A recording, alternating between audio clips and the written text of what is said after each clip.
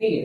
तो हमने जो प्रीवियस वीडियो करा दी है तो आप उनको देखिए, जो कि आपके फेज 10 का अगर आप एग्जाम देने जा रहे हैं तो इस एग्जाम में आपके लिए बहुत ही ज्यादा बेनिफिट रहेगा इनमें। तो देखते हैं आज का पहला क्वेश्चन क्या कह रहा था। आज का पहला क्वेश्चन क्या कह रहा है, आप लोग देखिए। आज का पहला क्वेश्चन कह रहा है if 10b is equal to 5/3 what is the value of cosec b plus sin b upon cos b minus sec b। ठीक है, तो आपको क्या दे रखा है, 10b की वैल्यू दे रखी है। किसकी? 10b आपको दे रखा है 10b is equal to 5/3। 10b is equal to 5/3। 10 होता क्या है आपको बताया था, LAL अपान KA, जो इंग्लिश में है उनके लिए बताया। ठीक है, बाकी हिंदी के लिए LAK, या कह सकते हैं इसको परपेंडिकुलर, इसको बेस, इसको हाइपोटेनियस। ठीक है, तो क्या कहेंगे, perpendicular base, perpendicular hypotenuse, hypotenuse base हो जाएगा। ठीक है, तो आपको 10b दे रखा है। क्या दे रखा है? 10b कितना? 5/3। 10 होता क्या है? 10 होता है परपेंडिकुलर अपॉन बेस होता है। 10 क्या होता है?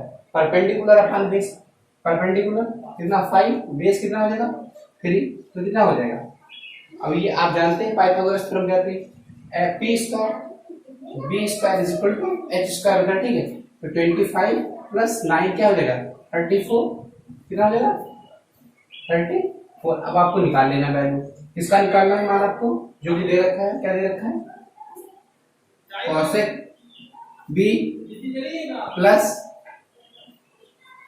sin b अपान cos b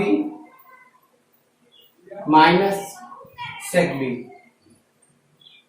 ठीक है, ये वैल्यू आपसे पूछी हुई है। तो cosec b क्या होता है? cosec क्या होता है? हाइपोटेनियस अपान परपेंडिकुलर, ये कर्ण अपान लंब होता है। Hypotenuse upon perpendicular. हाइपोटेनियस क्या दे रखा है आपको? सॉरी, हाइपोटेनियस क्या दे रखा है? 34। तो रूट 34 अपान आपको क्या निकालना? Hypotenuse upon perpendicular. परपेंडिकुलर कितना है? 5 प्लस साइन क्या होता है? परपेंडिकुलर अपान हाइपोटेनियस। परपेंडिकुलर कितना है? 5 अपान रूट 34 अपान cos b। cos क्या होता है? Base upon hypotenuse. बेस क्या दे रखा है? 3। हाइपोटेनियस क्या दे रखा है आपको? Root 34 minus. ठीक है, तो इसके बाद आपको क्या पूछा? सेक बी। सेक क्या होता है? हाइपोटेनियस अपान बेस होता है।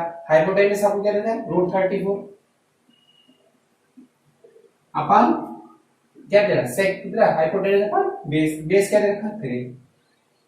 तो क्या हो जाएगा? मल्टीप्लाई कर लीजिए आप। ठीक है, 34 प्लस 5 25 अपान में कितना हो जाएगा? 5 रूट 34। ये क्या हो जाएगा? 9 माइनस के ये कितना हो जाएगा? 34 अपान के 3 रूट 34। 34 से 34 कैंसिल आउट हो जाएगा। आपको पता है इसका इससे मल्टीप्लाई हो जाता है, इसका इससे मल्टीप्लाई हो जाता है। ठीक है, तो क्या हो जाएगा? 3 की मल्टीप्लाई किससे होगी? 34 प्लस 25 इंटू 3 हो जाएगा। ठीक है, मेन चीज क्या है? कॉन्सेप्ट आपको चीजें, मतलब कॉन्सेप्ट आपको क्लियर हो जाए, यही हम चाहते हैं। बाकी आप स्पीड तो आप बना ही लेंगे। ठीक है, तो चीजें आपको क्लियर हो जाए। 3 से मल्टीप्लाई इससे होगी, उसके बाद क्या होगा? 5 9 माइनस के 34। 9 माइनस 34 कितना है? माइनस 25। तो क्या होगा? -1/25 अपान क्या हो जाएगा? अभी कितना है? 9 और ये 59 और ये 27 कितना है? -177 अपान 125, जो कि आपका ऑप्शन नंबर ए दे रखा है। ठीक है, चलो नेक्स्ट क्वेश्चन देखते क्या कह रहा है। The simple interest on a sum of money at 10% per annum for 4 years is 3200। ठीक है, 3200 दे रखा है आपको। What will be the amount of the same sum for the same period at the same rate of interest when the interest is compounded annually. ये आपसे कह रहा है कि 10% रेट ऑफ इंटरेस्ट कितना दे रखा है आपको, जो कि क्वेश्चन तो आप लोगों को दिख ही रहा होगा। रेट ऑफ इंटरेस्ट आपको दे रखा है 10%। कितना दे रखा है? 10% दे रखा है। टाइम कितना दे रखा है आपको? 4 इयर्स। ठीक है, कितना दे रखा है, 4 इयर्स दे रखा है।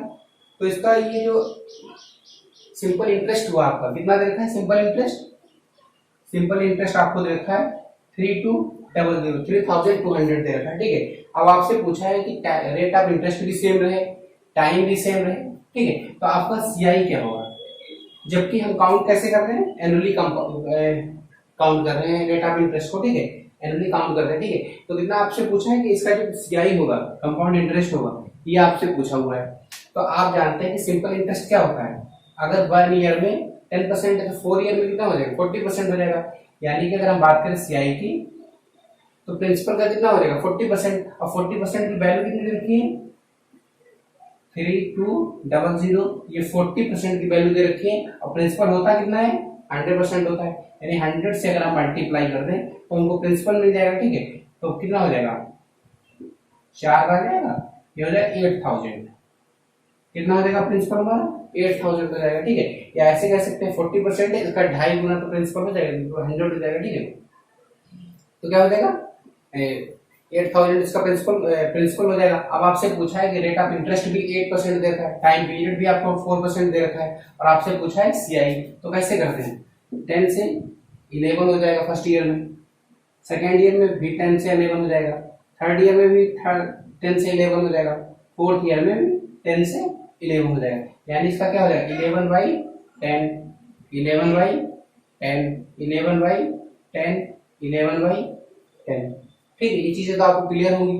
तो 30 से 30 कैंसिल आउट हो जाएंगे, 11 अगर हम 121, ये कितना 13 से 31, 1313 हो जाएगा। और फिर क्या इसको 11 से मल्टीप्लाई करेंगे तो कितना हो जाएगा 46441। ठीक है, तो क्या हो जाएगा 8 × 14641 डिवाइडेड बाई 10 हो जाएगा। ठीक है, तो आपको क्या हो जाएगा मल्टीप्लाई कर 8 8 बन जाए 8 4 जा 32, कैरी कितना हो 3, 8 6 जा 48, और ये कितना हो जाएगा 51।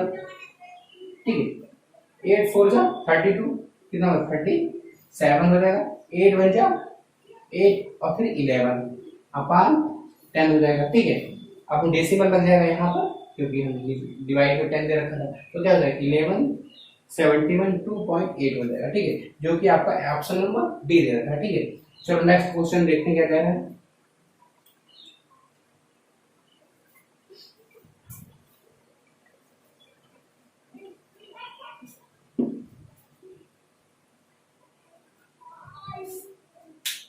तो नेक्स्ट क्वेश्चन देखते हैं क्या कह रहा है हमारा।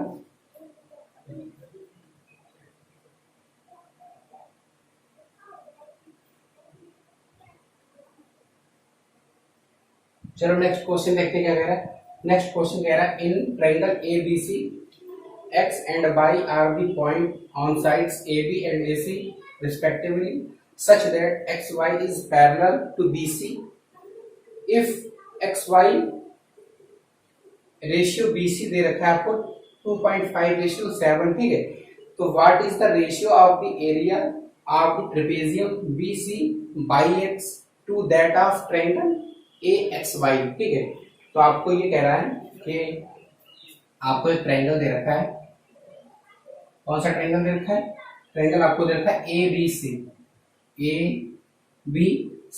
ठीक है, साइड AB और BC पे 2 पॉइंट दे रखे हैं X एंड Y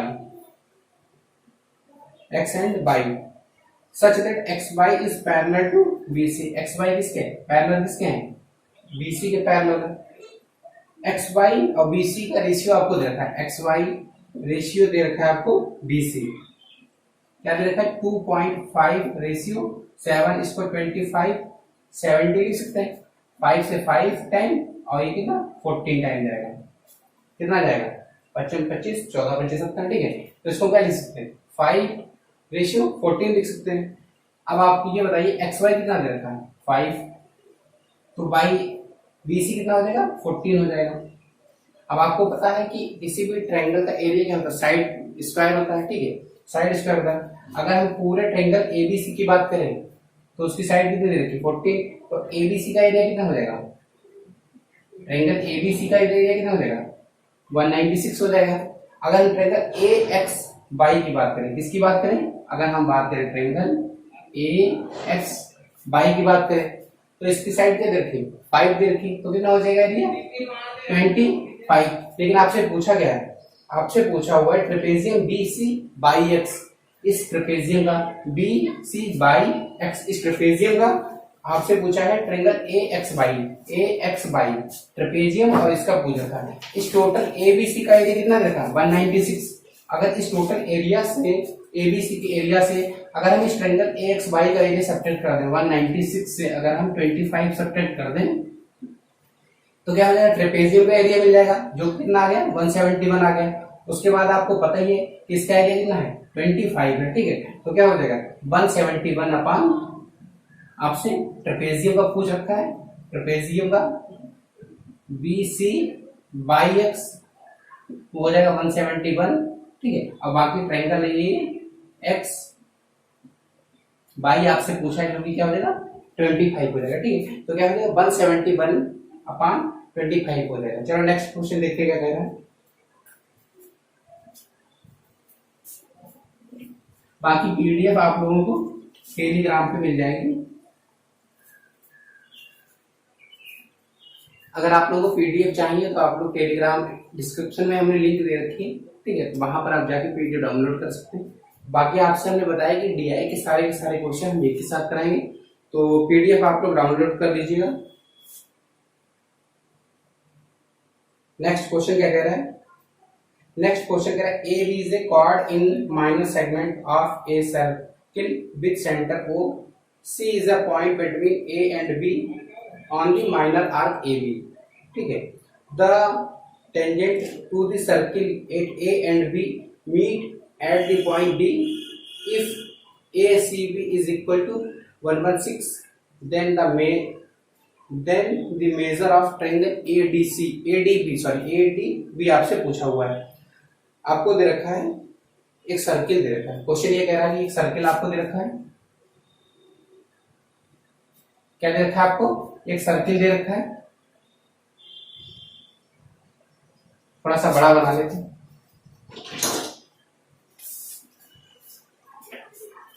आपको एक सर्किल दे रखा है, क्या दे रखा है आपको, सर्किल दे रखा है, A B is a chord, suppose करो ए बी एक कॉर्ड है, ए बी क्या है एक कॉर्ड है, ठीक है, in minor segment of a circle, ये माइनर सेगमेंट है जो सर्किल का, विद सेंटर हो, इसका सेंटर क्या दे रखा है आपको, वो दे रखा है, इस पे एक पॉइंट है, ठीक है, C is a point between A and B on minor arc AB, minor arc AB जो है इस पे एक C पॉइंट है, ठीक है, क्या पॉइंट दे रखा है आपको, C पॉइंट दे रखा है, the tangent to this circle at A and B, अगर हम यहाँ से टेंजेंट ड्रा करते हैं इस तरीके से, अगर हम इस पे टेंजेंट ड्रा करें तो इस तरीके से, ठीक है, ये कहां पर मीट करते हैं, पॉइंट डी पर, ये पॉइंट डी पर मीट करते हैं, ठीक है। इफ ए सी बी कितना दे रखा है, ए सी बी, ये यहाँ पर टेंजेंट ये दे, यहाँ से पॉइंट बी से गुजरेगा ना, यहाँ इस तरीके से, ठीक है, अब तो क्लियर हो रहा होगा।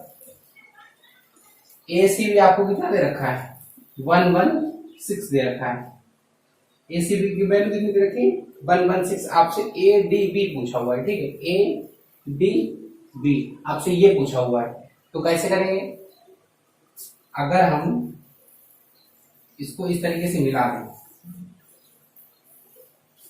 इस तरीके से मिला दें, अब थोड़ा सा ध्यान दीजिए आप, ये एक साइक्लिक क्वाड्रिलेटरल हो जाएगा, ए सी बी, अगर हम इसको ई मान लेते हैं, कुछ भी मान लेते हैं, एफ मान लेते हैं, ए सी बी ई मान लेते हैं, तो साइक्लिक क्वाड्रिलेटरल में क्या होता है, कोई भी अगर साइक्लिक क्वाड्रिलेटरल दे रखा है ए बी सी दे रखा है, सपोज करो A B C D cyclic quadrilateral दे रखा है, तो एंगल ए और एंगल सी ये दोनों आपस में कितना बनाएंगे 180 बनाएंगे, एंगल डी एंगल बी आपस में मिलकर कितना बनाएंगे, ये दोनों मिलकर 180 बनाएंगे, ठीक है। तो आमने सामने के एंगल कितना बनाते हैं, 180 डिग्री बनाते हैं।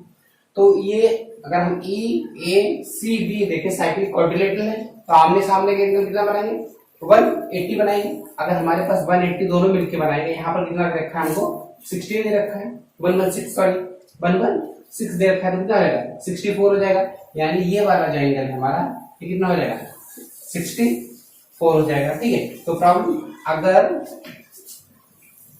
कोई एक सर्किल दे रखा है, ये आपको आर्क ए बी या क्वाड ए बी, ये आपको सेंटर दे रखा है। ठीक है, चीजें एकदम क्लियर रखिए आप। ठीक है, तो ज्यादा समझ में आएगी। ये क्वाड ए बी या आर्क ए बी द्वारा अगर सेंटर पे थीटा बन रहा है, 2 थीटा एंगल बन रहा है, तो सरकमफेरेंस पे कितना बनता है, उसका हाफ बनता है, थीटा बनता है। यानी अगर यहाँ 64 बनना है तो यहाँ कितना बनेगा, 128 बनेगा। कितना बनेगा, 128 बनेगा। आप जानते हैं कोई भी सर्किल है, अगर उसमें टेंजेंट ड्रा कर देते हैं, सेंटर से अगर हम उस पर परपेंडिकुलर, सेंटर से अगर हम एक लाइन ड्रा करते हैं जो कि टेंजेंट से मिलती है, वो कैसा हो, वो एक परपेंडिकुलर होती है। ठीक है, क्या होती है, परपेंडिकुलर होती है।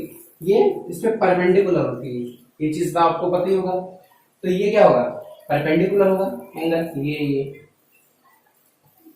कोई प्रॉब्लम। अब ये देखो, अगर ये 180 मिलके बना रहे, तो आमने सामने वाले भी मिलके, ये क्या है, क्वाड्रिलेटरल है। ठीक है, तो ये भी आपस में आमने सामने वाले मिलके भी क्या बना रहे होंगे, 180 बना रहे होंगे। ठीक है, ये तो ये देखो साइक्लिक क्वाड्रिलेटरल की प्रॉपर्टीज को भी फॉलो कर रहा है। आमने सामने 180 बना रहे हैं, तो ये भी क्या बनाएंगे, आमने सामने 180 बनाएंगे। आमने सामने एंगल कितना बनाएंगे, 180। अगर ये 180 में अगर ये हमारा 128 दे रखा है, तो क्या हो जाएगा, तो एंगल ये कितना बचेगा, 52 बचेगा। कितना एंगल बचेगा, 52 बचेगा। ठीक है, तो एनी प्रॉब्लम। चलो नेक्स्ट क्वेश्चन देखते हैं क्या कह रहे हैं। कह रहा है a shopkeeper offers a discount of 18% on a machine and sells it for rest 48380। ठीक है, if he does not offer the discount he will get a profit of 18%। What is the cost price of the machine. ये आपको कहना है कि एक shopkeeper है, किसी मशीन पे 18% का डिस्काउंट अगर वो देता है, आपको ऑफर करता है, तो वो सेल करता है कितने, 48380 में सेल करता है। कितने मशीन को सेल करता है, 48380 में सेल करता है। अगर ये ऑफर ना अलाउ करे, अगर ये सीपी का कितना रहा होगा, अगर इसमें 18% का ऑफर अलाउ कर, ऑफर आपको दिया है, तो ये सीपी का कितना, सॉरी एमपी का कितना रहा होगा, एमपी का मतलब वो मार्केट प्राइस, मार्क प्राइस का कितना होगा, मार्क प्राइस का 82% रहा होगा। यानी 82 की ये वैल्यू है, अगर हम 100 से मल्टीप्लाई कर दें तो ये क्या हो जाएगा, मार्क प्राइस आ जाएगी। ठीक है, अभी क्वेश्चन कह रहा है कि अगर वो ऑफर आपको कोई नहीं दे रहा, ठीक है, कोई डिस्काउंट नहीं कर रहा है, if he does not offer the discount, अगर वो डिस्काउंट नहीं दे रहा है, तो उसको कितना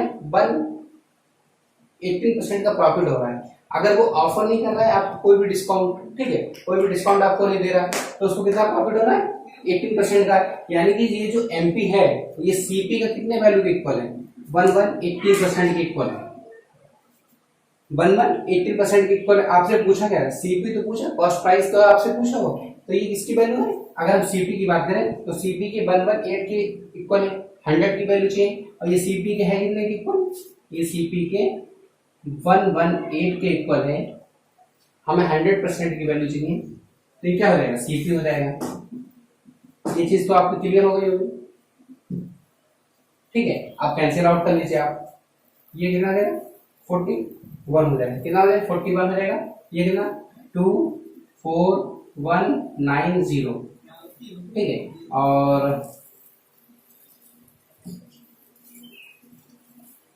ये 2 टाइम जाएगा, 2 टाइम जाएगा, कितना हो जाएगा 236 हो जाएगा, ये 5 बचेगा, तो कितना 590, ये कितना 5 टाइम जाएगा 0 5 टाइम जाएगा। ठीक है, ये इससे चला जाएगा 5 टाइम, तो कितना हो जाएगा 5 4 टाइम 0, यानी 50,000 आ जाएगा। सीपी कितना आ जाएगा 50,000 आ जाएगा। ठीक है, चलो नेक्स्ट क्वेश्चन देखते हैं क्या कह रहे हैं। 20% in the price of bananas enables a customer to buy 6 more bananas for rest 80। What is the reduced price of bananas per dozen. ठीक है, तो ये कह रहा है कि बनानास में क्या हुआ, 20% के प्राइस में रिड्यूस हो गया। ठीक है, प्राइस कितना रिड्यूस हो गया, 20% रिड्यूस हो गया। तो आपको बता रहा है कि उसके पास 80 रुपीज थे, उसमें क्या कर सकता है, उसमें 6 बनानास वो और खरीद सकता है। ठीक है, तो आपको बता देना है कि रिड्यूस्ड प्राइस क्या है। तो 20% को क्या लिख सकते हैं, 20% को हम लिख सकते हैं 1/5।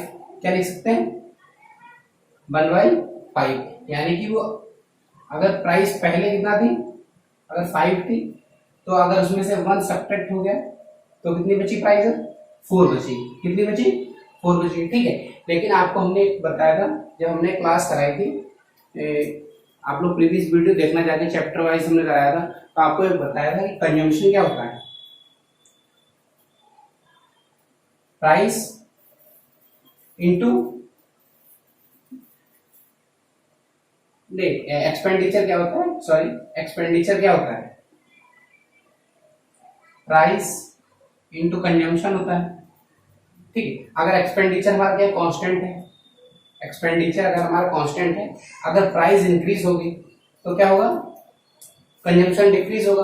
अगर कंजम्पशन इंक्रीज होगा तो प्राइस क्या होगी, डिक्रीज होगी, क्योंकि ये वैल्यू क्या है, कांस्टेंट है। एक्सपेंडिचर क्या है, कांस्टेंट है। अगर प्राइस 5 से 4 है तो कंजम्पशन क्या हो जाएगा, अब हमें 4 से 5 बनाना मिलेंगे, लेकिन क्या हो रहा है, कितने बनाना अधिक मिल रहे हैं, 6 मिल रहे हैं। ठीक है, 6, यानी कि इनिशियली उसको 24, इनिशियली उसको कितने मिल रहे थे, इनिशियली उसको 24 बनाना मिल रहे थे, अब कितने मिल रहे हैं, 30 मिल रहे हैं। ठीक है, कितने मिल रहे हैं, 30।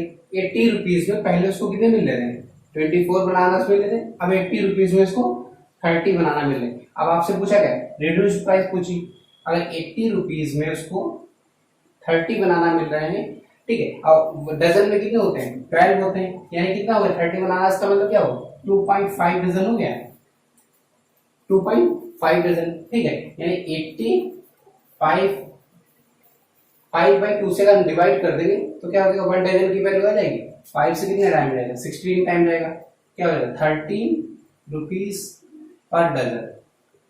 तो रिड्यूस्ड प्राइस बनाना की कितनी हो जाएगी, 32 रुपीज पर डजन हो जाएगी। ठीक है, 32 रुपीज पर डजन हो जाएगा। ठीक है, तो एनी प्रॉब्लम, चलो नेक्स्ट क्वेश्चन देखते हैं क्या कह रहा है।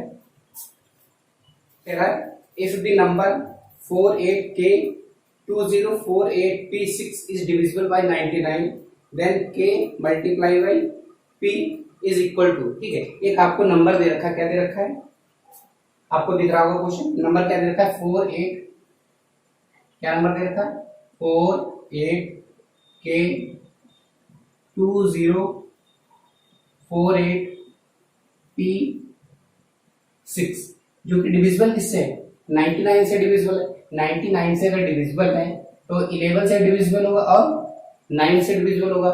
11 से डिविजिबिलिटी का रूल क्या होगा, आपने डिविजिबिलिटी रूल पढ़े होंगे, क्या होता है, अगर कोई भी चीज 11 से डिविजिबल है तो अल्टरनेट क्या होगा, अल्टरनेट को ऐड कर लीजिएगा।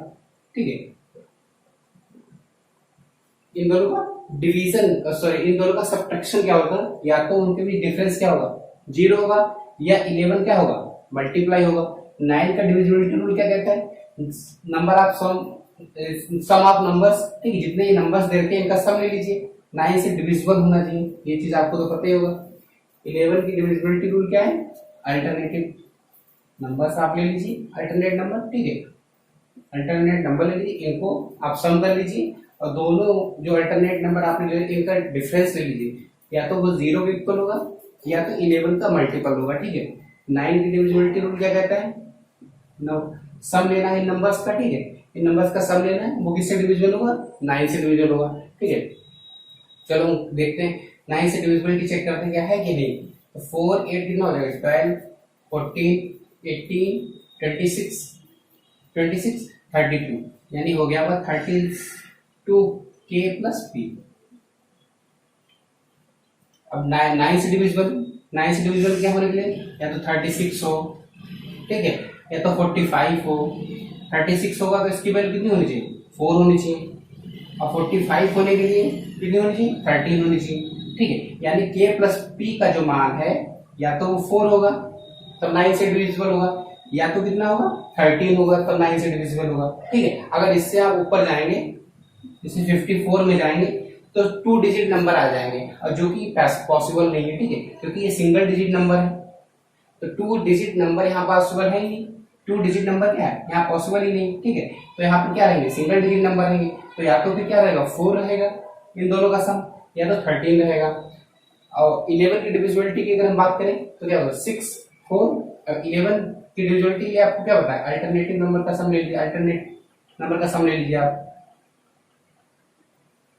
6 8 14 14 और फिर के और 18 प्लस के,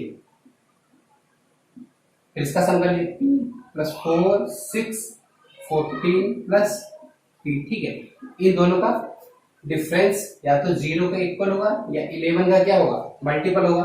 हम देखते हैं डिफरेंस क्या हो जाएगा 4 के माइनस के पी, या तो इसका मान क्या होगा माइनस का 4 होगा। ठीक है, या तो क्या रहेगा 11 का मल्टीपल रहेगा। हम इसको अगर जीवन 0 के इक्वल मान लेते हैं तो k माइनस पी कितना हो जाएगा -4, यानी p माइनस के की वैल्यू क्या हो जाएगी 4 होनी चाहिए। p माइनस के की वैल्यू क्या होनी चाहिए, p माइनस के की वैल्यू 4 होनी चाहिए। यहाँ पर क्या है p प्लस के की वैल्यू क्या होनी चाहिए 4 या 13 होनी चाहिए। अगर हम इसको 11 ले लेते हैं, इसको अगर हम 11 ले लें, ठीक है 4 plus K minus P is equal to 11 अगर ले लें, ठीक है, तो k minus P is equal to 7 होनी चाहिए। क्या होनी चाहिए 7, क्योंकि जब आप इस वैल्यू को और 13 वैल्यू को लोगे तो सेटिस्फाई नहीं करेगा, तो इसलिए हम क्या लेंगे इन दोनों वैल्यू को लेंगे। k p minus K is equal to 4 और k plus p is equal to 4। p plus p minus K आपको भी 4 दे रखा है और p प्लस k भी आपको 4 दे रखा है, लेकिन ऐसा कैसे पॉसिबल कि p माइनस के भी 4 हो और p प्लस के भी 4 हो। ये जब पॉसिबल है अगर हम k की वैल्यू कितनी ले लें 0 ले लें। ठीक है, अगर हम p में से 0 सब्ट्रैक्ट करेंगे क्या होगा 4 होगा, p में अगर 0 ऐड करेंगे क्या होगा 4 होगा। ठीक है, तो आपने देखा p और k की वैल्यू फाइंड आउट हो गई, p और k की वैल्यू क्या हो गई फाइंड आउट हो गई। तो हमसे पूछा क्या था, हमसे पूछा था k इंटू पी की वैल्यू पूछी थी, k इंटू पी की वैल्यू पूछी थी। ठीक है, तो k की वैल्यू कितनी आएगी 0 और p की वैल्यू कितनी आएगी 4, तो क्या हो जाएगा आंसर 0 हो जाएगा। ठीक है, जो कि ऑप्शन नंबर 4 दे रखा है। आप चाहिए तो चेक कर लीजिएगा, 13 ले लीजिएगा, इधर 7 ले लीजिएगा, तो ये सेटिस्फाई नहीं करेंगे। ठीक, चलो नेक्स्ट क्वेश्चन देखते हैं। नेक्स्ट क्वेश्चन कह रहा है if root X minus 1 upon root X is equal to root 5। ठीक है, x is not equal to 0, then what is the value of x की power 4 plus 1 by x square divided by x square plus 1। आपको क्या दे रखा है root X 1 upon root X is equal to root 5 दे रखा है। x की value not equal 0, not equal to 0 है, x की वैल्यू क्या है नॉट इक्वल टू 0 है। आपको ये दे रखा है, आपसे पूछा क्या है, आपसे पूछा x की power 4 plus 1 upon x square divided by x square plus 1। अगर x प्लस 1 पर x प्लस 1 अपॉन x दे रखा हो तो आप क्या फाइंड आउट कर सकते हैं, x square plus 1 upon x square, x cube plus 1 upon x cube. अगर हम इसको 1 अपॉन x से डिवाइड कर दें, x 1 अपॉन x से डिवाइड कर दें तो क्या बन जाएगा x cube plus 1 upon x cube, ये क्या है x प्लस 1 अपॉन एक्स हो जाएगा। ठीक है, चलो पहले यहाँ पर हम क्या कर लेते हैं, इसको स्क्वायर कर लेते हैं। ये जो टर्म दे रखी है इसको हम क्या करेंगे, इनिशियली स्क्वायर करेंगे, स्क्वायर करेंगे तो क्या हो जाएगा x plus 1 upon x minus के 2 इज इक्वल टू 5 हो जाएगा, 2 उधर जाएगा क्या हो जाएगा 7 हो जाएगा। तो हमने देखा x प्लस 1 अपॉन एक्स की वैल्यू क्या आ गई, x प्लस 1 अपॉन एक्स की वैल्यू 7 आ गई। अब हमें चाहिए क्या, अगर हम इसको 1 बाई एक्स से पहले डिवाइड कर लेते हैं, अगर हम इसको 1 बाई एक्स से डिवाइड कर दें और इसको भी 1 बाई एक्स से अगर हम डिवाइड कर दें तो क्या हो जाएगा x cube plus 1 upon x cube x plus 1 upon x हो जाएगा। ठीक है, अगर x प्लस 1 अपॉन एक्स हमको 7 दे रखा है और हमको फाइंड आउट करना पड़ जाए x cube plus 1 upon x cube, तो क्या होता है ये हो जाएगा 7 का क्यूब माइनस के 3 ab, ये कैंसिल आउट हो जाएगा, x a प्लस बी कितना दे रखा है 7 दे रखा है। ठीक है, तो क्या हो जाएगा 3 4 3 माइनस के 21 हो जाएगा। तो कितना हो जाएगा 3 2 2 हो जाएगा। कितना हो जाएगा एक्स क्यूब प्लस 1 अपान एक्स क्यूब 3 2 2 एक्स प्लस 1 अपान एक्स की वैल्यू क्या दे रखी है आपको 7 दे रखी है। ठीक है, तो क्या हो जाएगा 7 4 जा 28 4 हुआ और ये 7 6 जा, तो कितना आंसर आ जाएगा 46 आ जाएगा। ठीक है, जो कि ऑप्शन नंबर आपको डी दे रखा है। Any problem? चलो नेक्स्ट क्वेश्चन देखते हैं क्या कह रहा है। नेक्स्ट क्वेश्चन कह रहा है in triangle P Q R angle Q is equal to 66 and angle R is equal to 34. T is a point on QR and S is a point between Q and T. Such that PS perpendicular किस पे QR पे and PT is the bisector of angle QPR. What is the measure of SPT? Angle आपसे SPT की value पूछी हुई है। ठीक है, तो सबसे पहले आपको क्या करना है ट्रायंगल बना लेना है। क्या करना है ट्रायंगल बना लेना है। ट्रायंगल क्या है आपका P Q are. Triangle P Q are आपको दे रखा है। अगर एंगल क्यू की बात करें कितना दे रखा है 66 दे रखा है। एंगल क्यू कितना दे रखा है 66 दे रखा है। एंगल आर कितना दे रखा है आपको, एंगल आर आपको दे रखा है 34 दे रखा है। ठीक है, एक आपको ट्रायंगल दे रखा है पी क्यू आर। ठीक है, एक आपको ट्रायंगल पी क्यू आर दे रखा है पी क्यू आर, जिसमें एंगल क्यू आपको 66 दे रखा है। ठीक है, एंगल आर आपको 34 दे रखा है। T is a point on Q R, Q R पे टी पॉइंट है। ठीक है, Q R and S is a point between Q and T, Q and T के बीच एक एस पॉइंट है। एस पॉइंट क्यू और टी के बीच में such that P S perpendicular to Q R, P S जो है परपेंडिकुलर है। ठीक है, पी एस क्या है परपेंडिकुलर है किस पे क्यू आर पे, आपको क्या रखा है and P T is angle bisector of Q P R. P T ये क्या दे रखा है एंगल बाइसेक्टर दे रखा है, एंगल बाइसेक्टर दे रखा है। आपसे पूछा गया P S P T, S P T, तो हमने आपको ये बता रखा है ये एंगल क्या होता है इन दोनों का डिफरेंस का हाफ होता है। ठीक है, तो अगर हम एंगल एस पी टी की बात करें तो इन दोनों का डिफरेंस ले लीजिए 66 माइनस के 34 और डिवाइडेड बाई 2 कर दीजिए। ठीक है, डिवाइडेड बाई 2 कर दीजिए, कितना हो जाएगा 2 3 डिवाइडेड बाई 2 कितना 16 डिग्री हो जाएगा। कितना हो जाएगा ये एंगल 16 डिग्री हो जाएगा। कितना हो जाएगा 16 डिग्री, जो कि ऑप्शन नंबर आपको सेकंड दे रखा है। ठीक है, तो नेक्स्ट क्वेश्चन देखते हैं क्या कह रहा है। नेक्स्ट क्वेश्चन हमसे कह रहा है A, B and C divide an amount of 10,500 amongst themselves in the ratio 5:7:9। ठीक है, amongst क्यों दे रखा है क्योंकि दो से among कब लगाते हैं, दो से ज्यादा लोग होते हैं। ठीक है, amongst themselves in the ratio 5:7:9 respectively. If each one gets rest 500 more, then what will be the ratio of the amount with A, B and C? A, B, C इनके बीच अमाउंट किस रेशियो में दे रखा है 5:7:9 में दे रखा है। ठीक है, टोटल अमाउंट कितना है 10,500 दे रखा है। कितना अमाउंट है 10,500 इस रेशियो में दे रखा है, तो कितना हो जाएगा 21 हो जाएगा। 7 5 12 और 9 21 हो जाएगा। यानी किसकी वैल्यू है 21 यूनिट की वैल्यू है। कितने टाइम जाएगा ये 5 टाइम जाएगा, ये 500 हो जाएगा। तो इसको कितना मिला है 2500, इसको कितना मिला 3500 3500, इसको मिला है 4500। अब क्वेश्चन ये कह रहा है कि सभी को अगर 500 और दे दिए जाए तो इसको 500 अगर और दे देंगे कितना हो जाएगा 3000 हो जाएगा। इसको 500 दे देंगे कितना हो जाएगा 4000 हो जाएगा।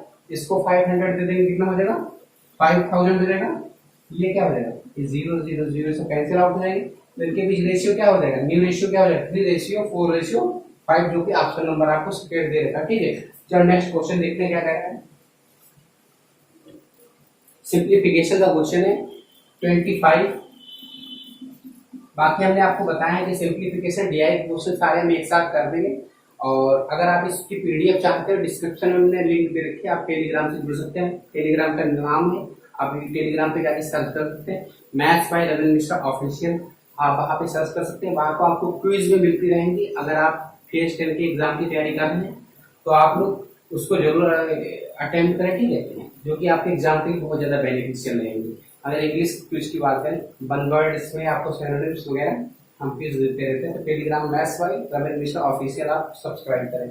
तो क्वेश्चन हमको दे रखा है 25 डिवाइडेड बाई 10 ब्रैकेट में दे रखा है 7/4 1/3 of 6/5 plus 14/3 into 9/10 plus 1/5 divided by 1/25। इसकी वैल्यू आपसे पूछी। सबसे पहले क्या करते हैं, बॉड मास का रूल आपने पढ़ा होगा, बॉड मास। सबसे पहले bracket of division multiplication addition and subtraction, ठीक है। तो सबसे पहले ब्रैकेट सॉल्व करेंगे। तो ब्रैकेट अगर हम सॉल्व करेंगे तो क्या हो जाएगा, यहाँ 25 क्या हो जाएगा, मल्टीप्लाई में चले जाएगा, ये क्या हो जाएगा 5 हो जाएगा। कितना हो जाएगा 5 हो जाएगा। इसकी अगर हम बात करें ये 3 से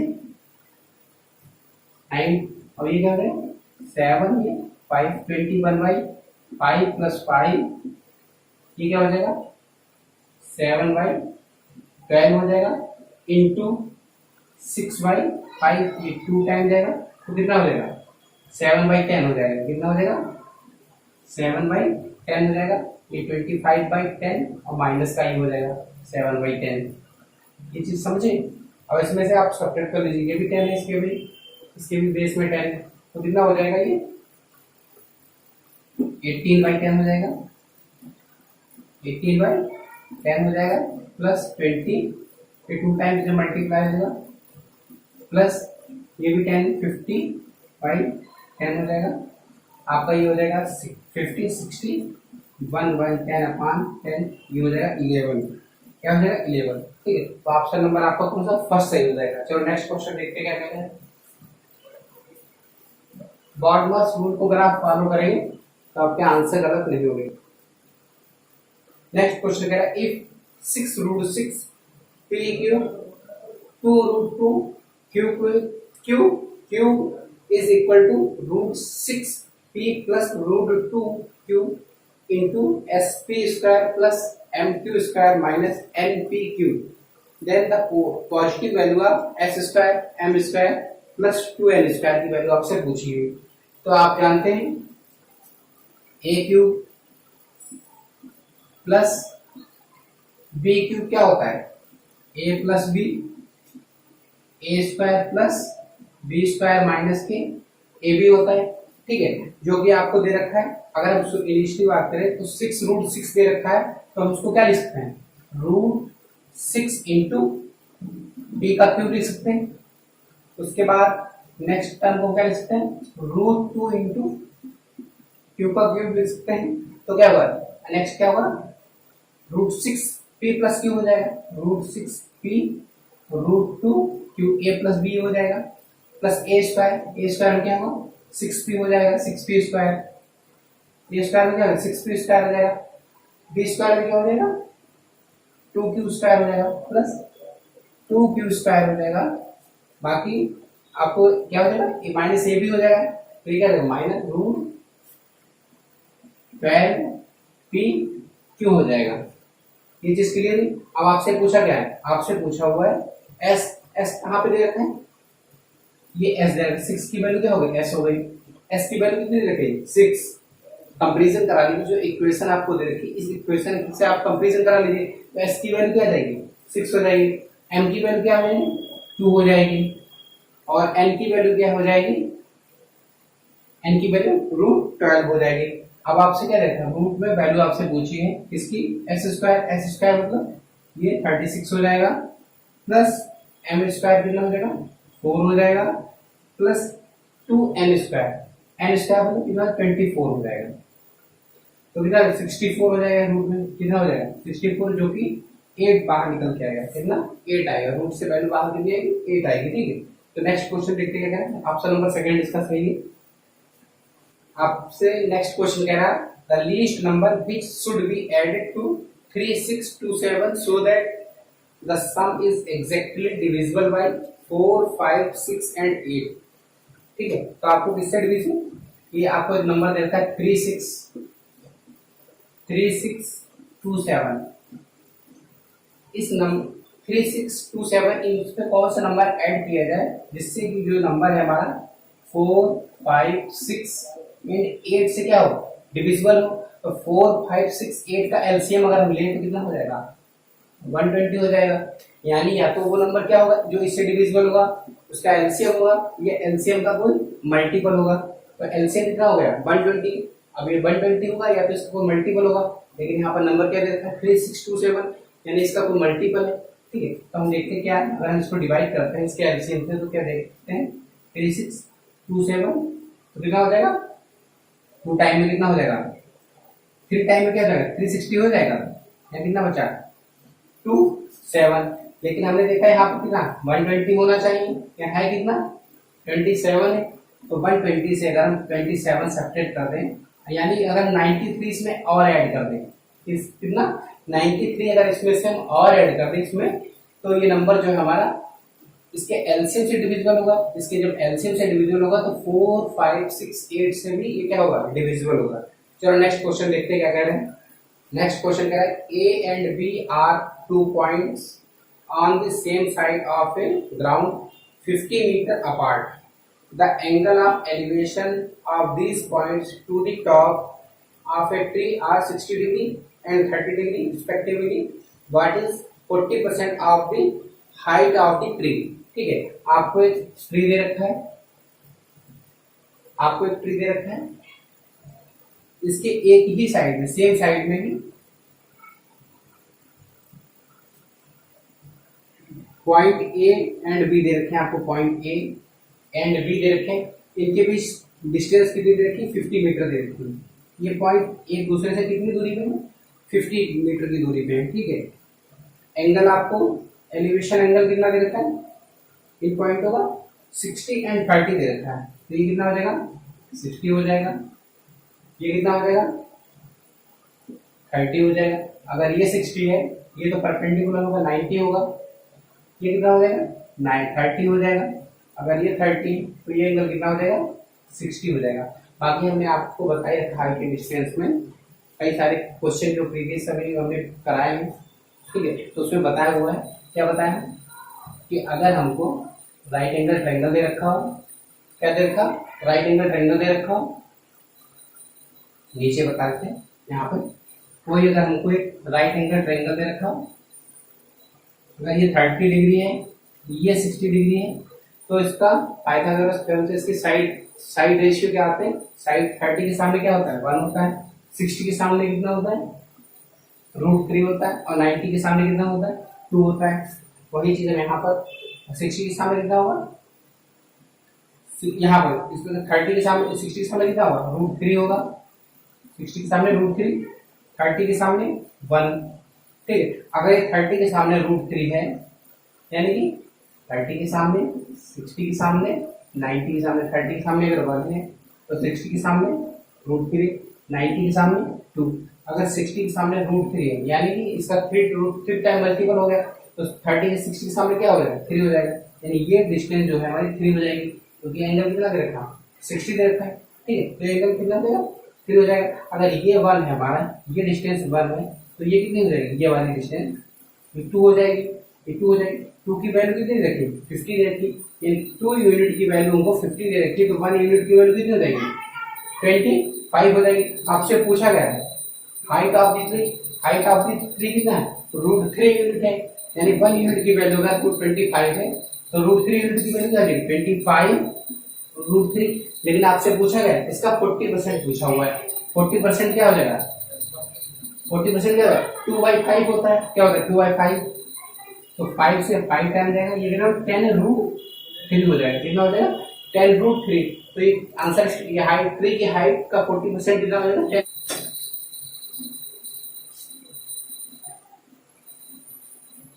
नेक्स्ट क्वेश्चन क्या है, a fruit vendor recovers the cost of 95 oranges by selling 80 oranges what is his profit percent, उसका प्रॉफिट परसेंट आपसे पूछा हुआ है, ठीक है। ये कह रहा है कि 95।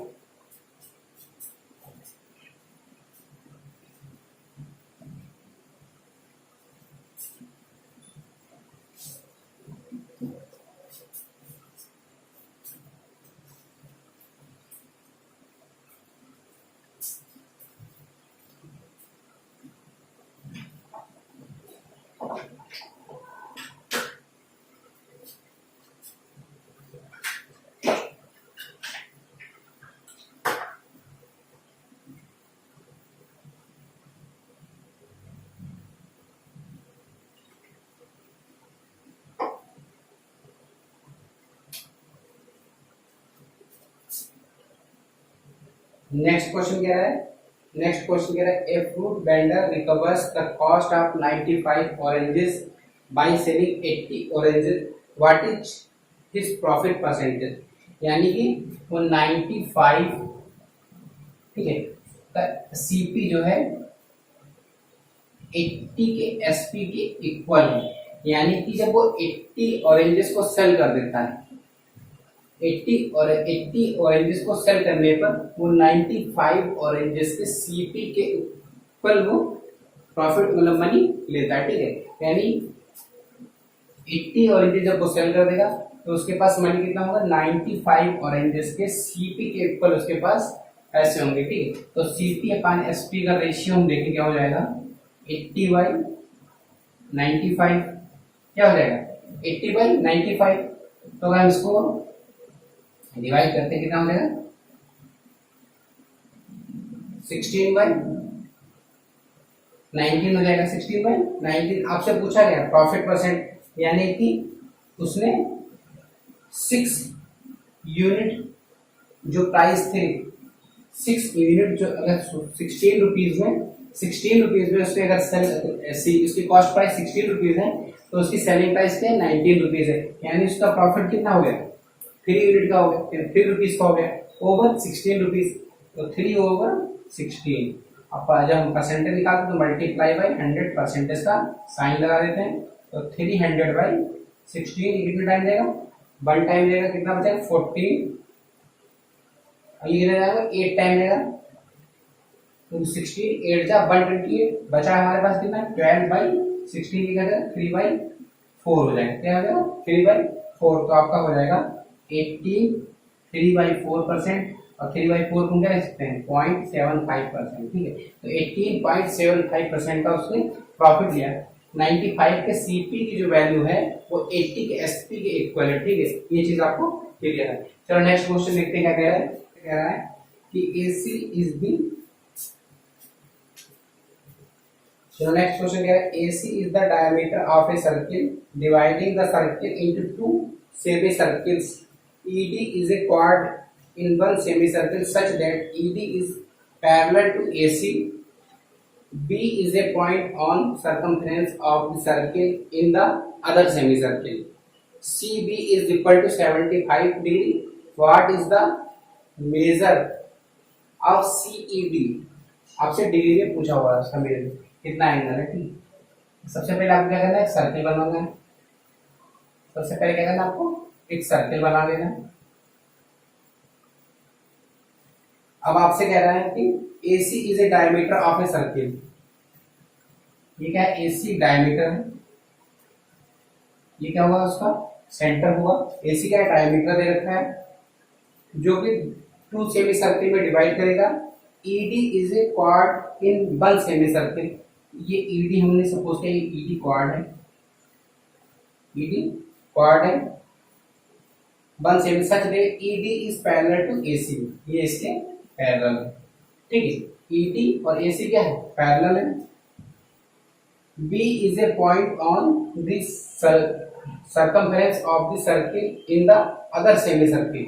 B एक पॉइंट है अदर सेमीसर्कल पे, यहां मान लेते हैं इसके सर्कमफेरेंस पे। CB is 75 डिग्री दे रखा, CBE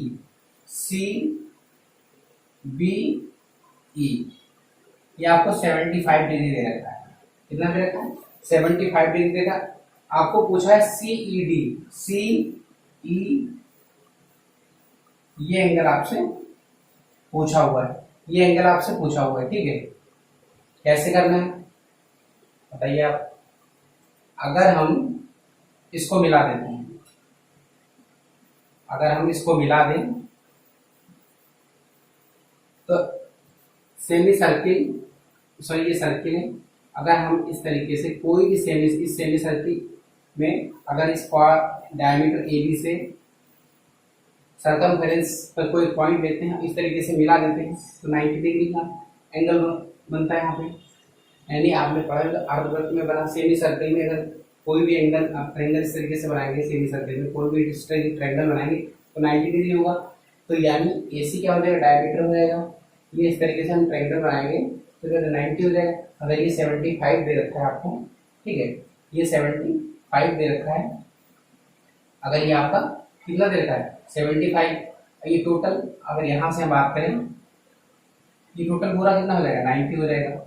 ये कितना हो जाएगा 90 हो जाएगा, ये कितना हो जाएगा 90 हो जाएगा। अगर ये 90 हो जाएगा, अगर हम इसको मिला दें, अगर हम इसको मिला दें तो ये कितना हो जाएगा, ये भी 90 हो जाएगा, ये भी 90 हो जाएगा। अगर ये 75 दे रखा है तो ये कितना हो जाएगा 15 हो जाएगा।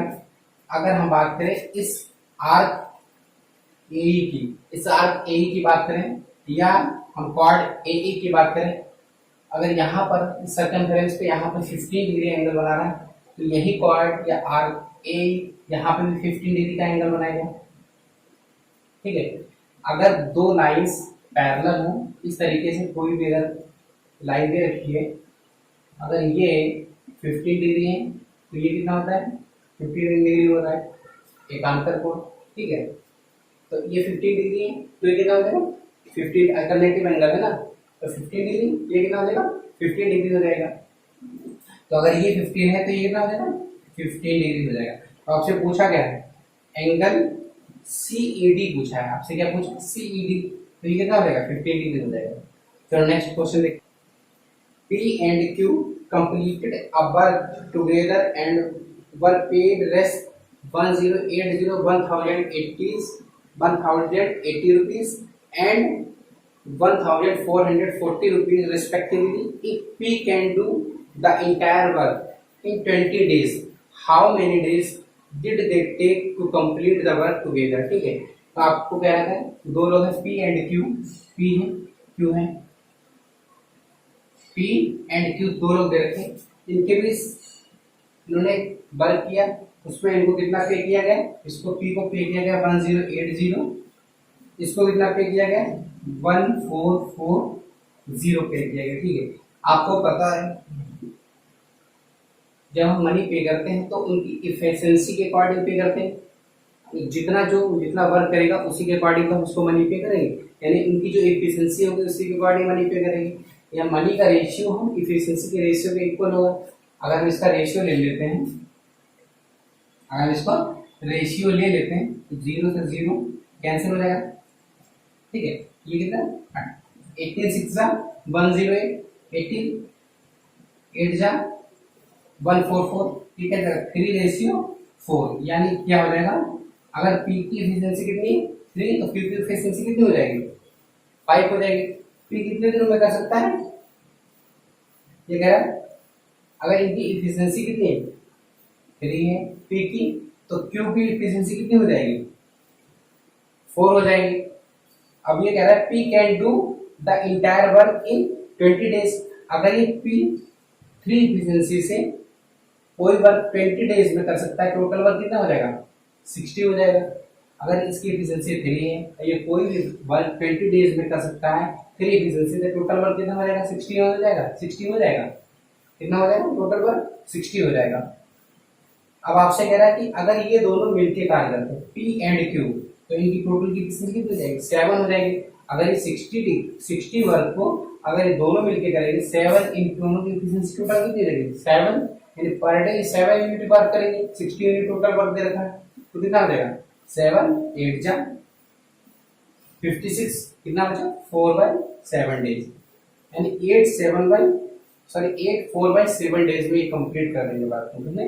8 4/7 डेज में हम लोग मिलकर वर्क को कंप्लीट कर देंगे। चलो नेक्स्ट क्वेश्चन देखते हैं क्या है। If Raman drives his bike at a speed of 24 km per hour, he reached his office 5 minutes late. If he drives at a speed of 30 km per hour, he reaches his office 4 minutes early. How much time will he take to reach his office at a speed of 27 km per hour? Raman है, ये रमन है हमारे, ये इनकी speed का जो ratio दे रखा है, इनकी स्पीड का रेशियो क्या दे रखा है, इनकी स्पीड का रेशियो दे रखा है आपको। अगर स्पीड के रेशियो की बात करें, पहले वो 20 किलोमीटर पर आवर की स्पीड से जा रहे थे, उसके बाद ये 30 किलोमीटर पर आवर की स्पीड से जा रहे हैं। पहले कितने 24 किलोमीटर पर आवर की स्पीड से जा रहे थे, उसके बाद ये 30 किलोमीटर पर आवर की स्पीड से जा रहे हैं। तो आपको पता है, लेकिन इनकी जो ऑफिस और इनके, ये इनका घर है और इनका ऑफिस है, इसके भी जो डिस्टेंस है वो तो कांस्टेंट रही होगी। तो डिस्टेंस बराबर होता है स्पीड इनटू टाइम। अगर डिस्टेंस कांस्टेंट है, अगर टाइम एंड डिस्टेंस जब पढ़ेंगे तो हम इन चीजों को अच्छे से डील करेंगे, ठीक है। अगर डिस्टेंस कांस्टेंट है तो स्पीड और टाइम का जो रेशियो होगा वो इनवर्सली प्रोपोर्शन होगा, ठीक है, इनवर्सली होंगे प्रोपोर्शन में, ठीक है। तो एस, अगर एस क्या होगा, इंक्रीज होगा, तो टाइम क्या होगा, डिक्रीज होगा। अगर टाइम स्पीड अगर डिक्रीज होगी तो टाइम क्या होगा, इंक्रीज होगा।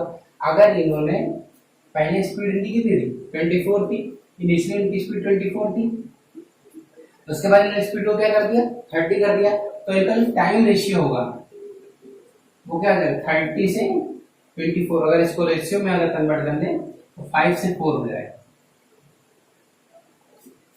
6 से 5 टाइम या 6 से 4 टाइम, यानी कि टाइम रेशियो 5 यूनिट पहले ले रहे थे, बाद में कितने यूनिट लेंगे 4 यूनिट लेंगे, क्योंकि स्पीड को क्या इंक्रीज किया तो टाइम क्या होगा डिक्रीज होगा। अब ये कह रहा है कि एक निश्चित टाइम पीरियड में पहुंचता था, कोई वो एक निश्चित टाइम पीरियड ये रहा होगा जब वो 24 किलोमीटर पर आवर की स्पीड से जा रहा था, तब वो 5 मिनट लेट पहुंच रहा था, 5 मिनट लेट पहुंच रहा था। लेकिन जब 30 किलोमीटर पर आवर की स्पीड से जा रहा है तो ये जो निश्चित टाइम पीरियड उससे 4 मिनट अर्ली पहुंच रहा है, यानी टाइम डिफरेंस कितना आ रहा है 9 मिनट का डिफरेंस आ रहा है। कितना टाइम डिफरेंस आ रहा है 9 मिनट का, यानी यहाँ पर डिफरेंस कितना आ रहा है 1 यूनिट का। 1 यूनिट की जो वैल्यू है 9 मिनट है, यानी इनिशियली वो 45 मिनट में पहुंच जा रहा था, कितने 45 मिनट में पहुंच जा रहा था, लेकिन अब वो 36 मिनट में पहुंच जाएगा। अगर वो 24 किलोमीटर पर आवर की स्पीड से कितना जा रहा है 45 मिनट में पहुंच जा रहा है, तो डिस्टेंस क्या हो जाएगी, टाइम का क्या है 3/4 का, तो डिस्टेंस का भी 3/4 चलेगा, 3/4 चलेगा तो 18 किलोमीटर हो जाएगा। क्या हो जाएगा 18 किलोमीटर हो जाएगा, यानी उसने डिस्टेंस कितनी कवर की 18 किलोमीटर। अब अगर उसने 18 किलोमीटर की डिस्टेंस कवर की है, कितनी 18 किलोमीटर की स्पीड अगर वो डिस्टेंस कवर करता है, अगर उस अब वो स्पीड कितना है 24 किलोमीटर पर 27 किलोमीटर पर आवर ले रहा है, तो उसको टाइम कितना लगेगा, तो डिस्टेंस अपॉन स्पीड, तो टाइम आ जाएगा। अगर स्पीड कितनी है डिस्टेंस कितनी 18 किलोमीटर है, अगर वो 27 किलोमीटर पर आवर की स्पीड से अगर वो चलेगा तो कितना टाइम लग जाएगा उसको, 3 टाइम जाएगा, ये 2 टाइम जाएगा। अब मिनट में क्या है 2 या आर की अगर बात करते हैं 2/3 आवर्स हो जाते हैं, लेकिन आपसे पूछा क्या है मिनट में पूछा हुआ, तो अगर हम 60 से इसको मल्टीप्लाई कर देंगे तो मिनट में कितना हो जाएगा 20 टाइम जाएगा, तो कितना टाइम लग जाएगा उसको 40 मिनट लग जाएंगे। कितना मिनट में उससे पूछा हुआ ना, तो कितना लग जाएगा 40 मिनट लग जाएंगे। तो कोई प्रॉब्लम तो हुई नहीं होगी, क्योंकि आप जानते हैं अगर हम डिस्टेंस कांस्टेंट है, अगर स्पीड इंक्रीज होगी तो टाइम डिक्रीज होगा, अगर स्पीड डिक्रीज होगी तो टाइम क्या होगा इंक्रीज होगा, यानी स्पीड और टाइम का जो रेशियो होगा इनवर्सली प्रोपोर्शन में होगा, ठीक है। फिर नेक्स्ट क्वेश्चन देखते क्या करना है, तो नेक्स्ट क्वेश्चन देखते क्या कह रहा है। नेक्स्ट क्वेश्चन हमसे कह रहा है if 10 square a minus 6 10a plus 9 is equal to 0, a की वैल्यू जो है 0 से 90 के बीच लाई करती है, what is the value of 6 cot a plus 8 √10 cos ए की वैल्यू आपसे पूछी, तो आपको क्या ले रखा है 10 square A minus 6 10 A plus 9 is equal to 0। ठीक है, तो अगर हम इसको x मान x square minus 6x plus 9 is equal to 0, तो आपने क्वाड्रेटिक इक्वेशन पढ़ी होगी, या आप यहाँ पर वैल्यू सेटिस्फाई कराएं, तो उससे बेस्ट होगा कि आप इसको इस तरीके से करके क्वाड्रेटिक इक्वेशन हो। तो आपको जो वैल्यू ए की वैल्यू जो है 0 से 90 के बीच लाई करती है, तो आप क्या करेंगे 9 का मल्टीप्लाई करेंगे, 9 के ऐसे फैक्टर देंगे कि ऐड करने पर कितना आ जाए 6 3 3 का 9 फिर प्लस 3 6 हो जाता है, तो 10 square A minus 3 10 a minus 3 10 A plus 9 is equal to 0 हो जाएगा, 10 ए कॉमन में जाएगा, तो क्या हो जाएगा 10 ए माइनस के 3, यहाँ पर क्या हो जाएगा अगर हम 3 कॉमन लें तो 10 ए माइनस के 3 इज इक्वल टू 0, तो क्या हो जाएगा 10 ए माइनस 3 10 ए माइनस 3, तो 10 ए की वैल्यू क्या हो जाएगी 3 हो जाएगी। ठीक है, 10 ए की वैल्यू क्या हो जाएगी 3, 10 ए होता क्या आपका एल के ए होता है, या perpendicular base perpendicular hypotenuse base होता है। ठीक है, तो अगर हम बात करें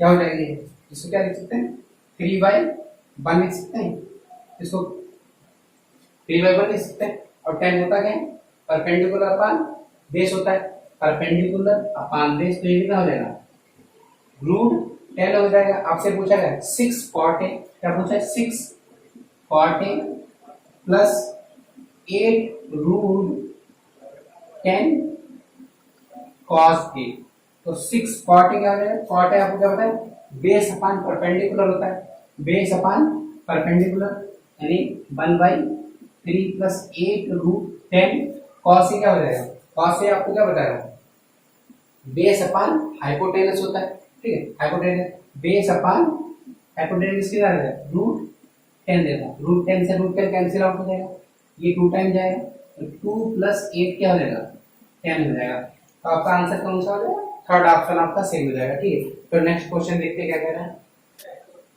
नेक्स्ट क्वेश्चन हमसे कह रहा है, चलो नेक्स्ट क्वेश्चन कह रहा है the total surface area of a right pyramid with base edge a square of side 8 centimetre is 208 centimetre square. Total surface area कितना दे रखा है 208 centimetre square. What is the slant height of the pyramid, pyramid की slant height आपको पूछ रही। तो pyramid होता क्या है, उसका बेस क्या दे रखा है आपको एक स्क्वायर दे रखा है। ठीक है, स्क्वायर इस तरीके से स्क्वायर दे रखा है, इसका स्क्वायर की साइड कितनी दे रखी है, स्क्वायर की साइड आपको दे रखी है 8 दे रखी है, कितनी दे रखी 8 स्क्वायर की साइड दे रखी है। तो पिरामिड क्या होगा इस तरीके से कुछ होगा पिरामिड।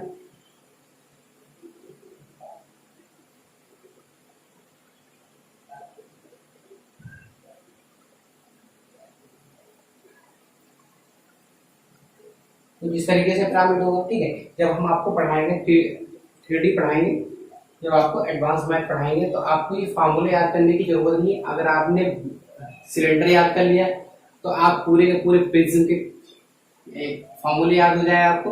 अगर आपने इस कोन तैयार कर ली, कोन के अगर आपको फार्मूले आते हैं तो आप आराम से पिरामिड के फार्मूले आप निकाल सकते हैं। बाकी इनको भी याद करने की जरूरत नहीं, फार्मूले आपको एकदम कॉन्सेप्ट के साथ बताएंगे कि ये फार्मूले आते हैं तो है। ठीक है, इस तरीके से फार्मूले आए, इसके पीछे लॉजिक है। बाकी देखते हैं जब क्वेश्चन क्या है, आपको ये कह रहा है sir total surface area, total surface area क्या होगा, इसको आप एज्यूम तो कर रहे हो कि एक स्क्वायर होगा, स्क्वायर के ऊपर इस तरीके से ये ट्रायंगल से बने होंगे। ठीक है, ये ट्रायंगल से इस साइड से ट्रायंगल से बने होंगे। ठीक है, ये स्क्वायर होगा, इस तरीके से कुछ ट्रायंगल से ये बने होंगे, तो ये इस तरीके से एक ट्रायंगल बना होगा, एक इस तरीके से बना होगा, आमने सामने बने होंगे। ठीक है, तो इस टोटल सरफेस है टीएस से आपको क्या दे रखा है, टीएस से आपको दे रखा है 208 मीटर स्क्वायर दे रखा है।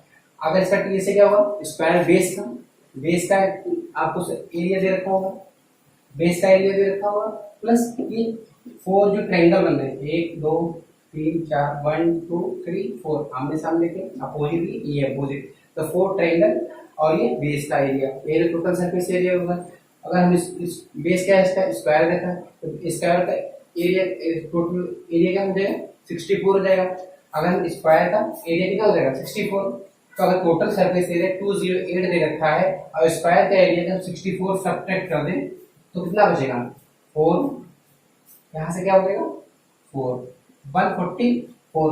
अब आप देखें ये चारों जो ट्रायंगल से शेप ले रहे हैं, ठीक है, चारों ट्रायंगल से शेप ले रहे हैं, ये चारों इक्वल होंगे क्योंकि इनके बेस इक्वल है, इनकी स्लाइड हाइट भी इक्वल है, इनकी हाइट भी इक्वल है, तो चारों की तो एरिया जो होगा सरफेस एरिया, चारों की सरफेस एरिया क्या होगी इक्वल होगी। यानी अगर इनको 4, इसको जल्दी से जैसे करना है वो चीज हम आपको समझा रहे हैं, ठीक है। बाकी इसको करना कैसे, इसके पीछे लॉजिक क्या है वो हम डिटेल में आपसे बात करेंगे। तो यानी कि ये चारों ट्रायंगल से शेप ले रहे हैं तो इनके चारों के एरिया क्या रहेंगे इक्वल है, तो इनके 4 में डिवाइड होगा तो कितना हो जाएगा 36।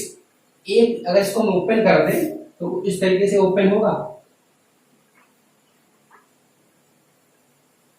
अगर हम इसको ओपन करने की बात करें तो कुछ इस तरीके से ओपन होगा। तो ये ट्रायंगल से शेप ले रहे हैं तो इनका एक का सरफेस एरिया कितना हो जाएगा, एक का एरिया कितना 36 36 36 36। जो इसकी स्लाइड हाइट है, अगर हम ट्रायंगल देखें तो इसकी जो ट्रायंगल की हाइट होगी वही तो इसकी स्लाइड हाइट होगी, जो ट्रायंगल की हाइट होगी वही स्लाइड हाइट होगी। अगर इसका एरिया कितना 36 देर का तो इसका एरिया निकालते हैं जैसे किसी भी ट्रायंगल का एरिया कैसे निकालते हैं 1/2 बेस इनटू हाइट होता है।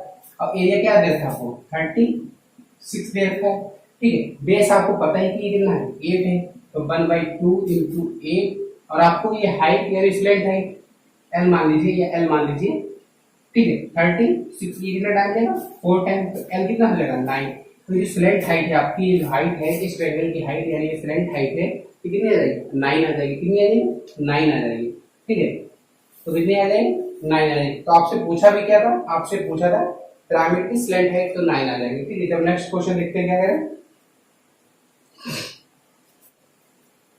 चलो नेक्स्ट क्वेश्चन देखते हैं क्या करें। नेक्स्ट क्वेश्चन कह रहा है what is the average of the first 6 prime numbers. तो फर्स्ट 6 प्राइम नंबर क्या होंगे 2 3 4 5 होगा, 6 नहीं होगा, 7 होगा, 8 नहीं होगा, 9 नहीं होगा, 10 नहीं होगा, 11 होगा, 13 होगा। तो 6 हो गया 1 2 3 4 5 6 प्राइम नंबर हो गए। इसका आपसे एवरेज पूछा हुआ है, तो एवरेज कैसे लिखते हैं, एवरेज क्या होता है sum of numbers divided by numbers, कितने नंबर है, ठीक है। Sum of number divided by numbers, ठीक कितने नंबर है, तो आप इनको ऐड कर लीजिए। सम क्या हो जाएगा इसका 3 to 5 5 10 17 18 28 28 31 41, कितना हो जाएगा 41 डिवाइडेड बाय 6 हो जाएगा, ये हो जाएगा 6 6 36 5/6। तो इसका एवरेज कितना हो जाएगा 6 5/6 हो जाएगा, ठीक है। चलो नेक्स्ट क्वेश्चन। तो ये सारे के सारे 23 क्वेश्चन थे, तो ये आपके हो गए हैं। जो भी डीआई के क्वेश्चन बचे हैं वो हम आपको बाद में करा देंगे। बाकी आपको पीडीएफ जो है डिस्क्रिप्शन में हमने लिंक दे रखी, टेलीग्राम से आप ऐड हो जाएंगे। टेलीग्राम चैनल का नाम है maths by Ravindra Mishra official.